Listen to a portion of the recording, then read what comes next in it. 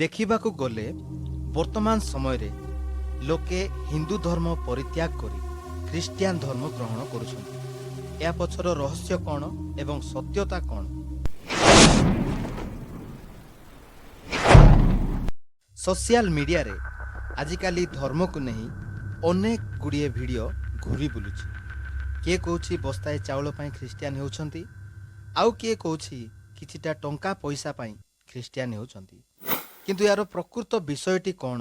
ଲୋକେ ହିନ୍ଦୁରୁ ଖ୍ରୀଷ୍ଟିଆନ ଧର୍ମ ଏଇଥିପାଇଁ ଗ୍ରହଣ କରନ୍ତି, ଏହି ଧର୍ମରେ ଜାତିନୀତିର ବ୍ୟବହାର କରାଯାଏ ନାହିଁ, ଧନୀ ଗରିବର ଉଚ୍ଚ ନିଚର ବ୍ୟବହାର କରାଯାଏ ନାହିଁ, ଛୁଆଁ ଅଛୁଆଁର ଭେଦଭାବ ହୁଏ ନାହିଁ, ସମସ୍ତଙ୍କୁ ପ୍ରେମରେ ଆଦର କରାଯାଏ, ସମସ୍ତ ପ୍ରକାର ଭୁଲ ବା ପାପରୁ ଦୂରେଇ ରହିବାକୁ କୁହାଯାଏ ଏବଂ ଆପଣା ଶତ୍ରୁମାନଙ୍କୁ ପ୍ରେମ କରିବା ପାଇଁ କୁହାଯାଏ।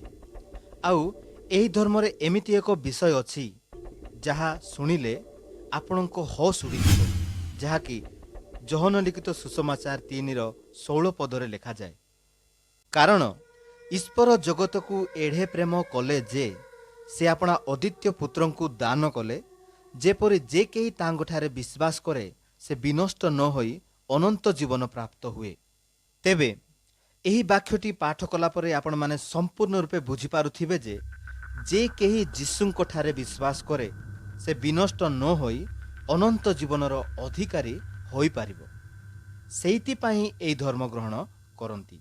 କିନ୍ତୁ ଲୋକମାନେ ଏହି ବିଷୟକୁ ନେଇ ଅନେକ ବିଷୟ କହିଥାନ୍ତି, ଯାହାକି ସେମାନେ ବସ୍ତାଏ ଚାଉଳ ପାଇ ଖ୍ରୀଷ୍ଟିଆନ ହେଇଯାଉଛନ୍ତି, କିଛି ଟଙ୍କା ପଇସା ପାଇବା ପାଇଁ ଖ୍ରୀଷ୍ଟିଆନ ହୁଅନ୍ତି। ନା କି ବସ୍ତାଏ ଚାଉଳ କିଛି ଟଙ୍କା ପଇସା ପାଇବା ପାଇଁ ଖ୍ରୀଷ୍ଟିଆନ ହୁଅନ୍ତି ନାହିଁ। ଆଉ ଯେ କେହି ଏହିସବୁ ପାଇବା ପାଇଁ ଖ୍ରୀଷ୍ଟିଆନ ହୋଇଥାଏ ସେ ଖ୍ରୀଷ୍ଟିଆନ ନୁହେଁ। ସେମାନେ ଅଭାବ ଅନାଟନ ଅବସ୍ଥାରେ ବସବାସ କରୁଥିବା ଲୋକମାନେ। ସେମାନଙ୍କୁ ଯିଏ ବି ସାହାଯ୍ୟ କରିବ ସେମାନେ ତାଙ୍କରି କଥା ଶୁଣିବେ, କିନ୍ତୁ ସେମାନଙ୍କ ପ୍ରତି କ୍ଲେଶ ଘଟିଲେ ସେମାନେ ଯୀଶୁଙ୍କୁ ଅସ୍ୱୀକାର କରିବେ, ଯାହାକି ପବିତ୍ର ବାଇବଲ ମଧ୍ୟ ପ୍ରମାଣ ଦେଇଥାଏ। ମାଥିଉ ଲିଖିତ ସୁସମାଚାର 13:5, 6 ଏବଂ 20-21 ପାଠ କଲେ ଆମମାନେ ଏହି ବିଷୟ ନେଇ ସମ୍ପୂର୍ଣ୍ଣ ରୂପେ ବୁଝିପାରିବା। ଆଉ କେତେକ ଅଳ୍ପ ମାଟି ଥିବା ପତୁରିଆ ଭୂଇଁରେ ପଡ଼ିଲା ଏବଂ ବେଶୀ ମାଟି ନଥିବାରୁ ଶୀଘ୍ର ଗଜା ହେଲା, କିନ୍ତୁ ସୂର୍ଯ୍ୟ ଉଠନ୍ତେ ଜଳି ପଡ଼ିଗଲା ଓ ଚେର ନଥିବାରୁ ଶୁଖିଗଲା।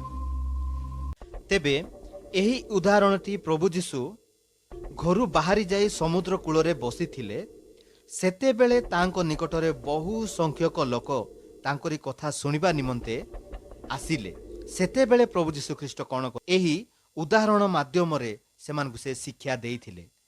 ଏବେ ଆମମାନେ ପାଠ କରିବା ଯେ ବାକ୍ୟ ଶୁଣିବା କ୍ଷଣି ଆନନ୍ଦରେ ତାହା ଗ୍ରହଣ କରେ, କିନ୍ତୁ ତାହାଠାରେ ଚେର ନ ମାଡ଼ିବାରୁ କ୍ଷଣକାଳ ମାତ୍ର ସ୍ଥିର ହୋଇ ରୁହେ।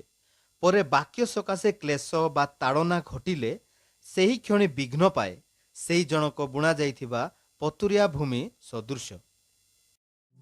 ତେବେ ଏହି ସମସ୍ତ ବାକ୍ୟ ପାଠ କଲା ପରେ ଆପଣମାନେ ସମ୍ପୂର୍ଣ୍ଣ ରୂପେ ବୁଝିପାରୁଥିବେ ଯେ କେହି ବି ଟଙ୍କା ପଇସା ଲାଳସାରେ ବସ୍ତାଏ ଚାଉଳ ପାଇଁ ଖ୍ରୀଷ୍ଟିଆନ ହେଇଥିବ, ସେ ଲୋକ ପ୍ରତି ଯେତେବେଳେ ତାଡ଼ନା କ୍ଲେଶ ଘଟିବ ସେ ଲୋକ କ'ଣ କରିବ? ପ୍ରଭୁ ଯୀଶୁ ଖ୍ରୀଷ୍ଟଙ୍କୁ ଅସ୍ୱୀକାର କରିଦେବ। କାରଣ ସେ ପ୍ରକୃତ ବିଶ୍ୱାସୀ ନୁହେଁ। ସେ ପ୍ରଭୁ ଯୀଶୁଙ୍କୁ ଚିହ୍ନି ନଥାଏ। ପ୍ରଭୁ ଯୀଶୁ କ'ଣ, ତାଙ୍କଠାରେ ବିଶ୍ୱାସ କଲା ପରେ ତାଙ୍କର କ'ଣ ହେବ ତା ପ୍ରକୃତ ବିଷୟ ସେ ଜାଣିନଥାଏ। ସେଥିପାଇଁ ସେ କ'ଣ କରେ? ପ୍ରଭୁ ଯୀଶୁ ଖ୍ରୀଷ୍ଟଙ୍କୁ ଅସ୍ୱୀକାର କରିଦେଇଥାଏ। କିନ୍ତୁ ପ୍ରକୃତ ବିଶ୍ୱାସୀ କୁଲି ମଜୁରୀ କାମ କରି ମଧ୍ୟ ପେଟ ପୋଷି ଯୀଶୁଙ୍କୁ ବିଶ୍ୱାସ କରିଥାଏ। କାହା ଘରେ ଅଇଁଠା ବାସନ ମାଜି ମଧ୍ୟ ପେଟ ପୋଷି ଯୀଶୁଙ୍କୁ ବିଶ୍ୱାସ କରିଥାଏ। କାହାର ଦାସ ହୋଇ ମଧ୍ୟ ପେଟ ପୋଷେ, ତଥାପି ଯୀଶୁଙ୍କୁ ବିଶ୍ୱାସ କରିଥାଏ।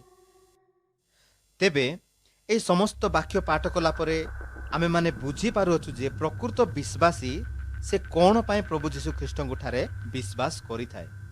ମୋର ଆଶା ଯେ ଆପଣମାନେ ଏହି ଭିଡ଼ିଓ ମାଧ୍ୟମରେ ରିଏଲିଟି କ'ଣ ବା ପ୍ରକୃତ ବିଷୟ କ'ଣ ତାହା ଜାଣିପାରିଥିବେ। ଏହି ଭିଡ଼ିଓକୁ ଆରମ୍ଭରୁ ଶେଷ ପର୍ଯ୍ୟନ୍ତ ଦେଖିଥିବାରୁ ଆପଣମାନଙ୍କୁ ବହୁତ ବହୁତ ଧନ୍ୟବାଦ। ଯଦି ଭିଡ଼ିଓଟି ଆପଣମାନଙ୍କୁ ଭଲ ଲାଗିଲା ସମସ୍ତ ଲୋକଙ୍କୁ ସେୟାର କରିବେ।